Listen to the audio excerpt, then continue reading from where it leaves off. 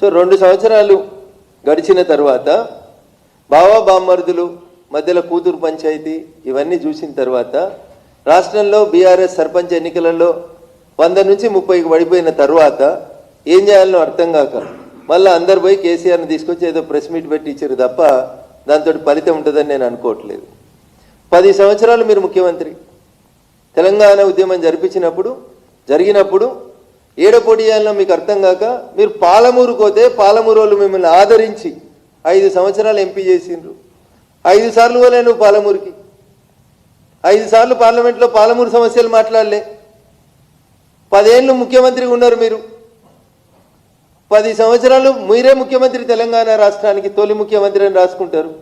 10 ఏళ్లలో పాలమూరుకి ఇచ్చిన పైసలు ఎన్ని, గజ్వేల్ సిద్దిపేట సిరిసిల్లకి ఇచ్చిన పైసలు ఎన్నో ఒక శ్వేతపత్రం ఇవ్వమన్నారు సభలు పెట్టే కంటే ముందు. పైసలు ఉన్నాయి, వేల కోట్ల రూపాయలు ఉన్నాయి, పన్నులరు ప్రజల దగ్గర నుంచి వసూలు చేసుకున్న పార్టీ ఫండ్ ఉన్నది, పెడతారు సభలు.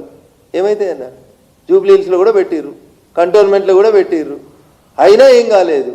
రేపు కూడా వాళ్ళతో అవుతుందని నేను అనుకోవట్లేదు. ఉనికిని కోల్పోతుందేమో అనేటువంటి భయంతో కొడుకు అల్లుడు బిడ్డల మధ్యలో జరుగుతున్నటువంటి త్రిముఖ పోరులో కొంతమంది ఎమ్మెల్యేలు ఈ మధ్యలో కేటీఆర్ తోటి అయితలేదు, హరీష్ రావుని పార్టీ ప్రెసిడెంట్ చేయరి, వర్కింగ్ ప్రెసిడెంట్ చేయండి అనేటువంటి సన్నాయి నొక్కుతున్న తరుణంలో ఇంత పార్టీ ఉంటుందో ఉండదో ఇడిగే బిడ్డ బయటకు పోయి నోటికి వచ్చినటువంటి మాటలు మాట్లాడుతుందనే భయంతో సార్ బయటకు వచ్చినట్టు కనబడుతుంది తప్ప కొత్త ఫలితం ఏం లేదు, ప్రజలకు వచ్చే లాభం అంటూ ఏం లేదు.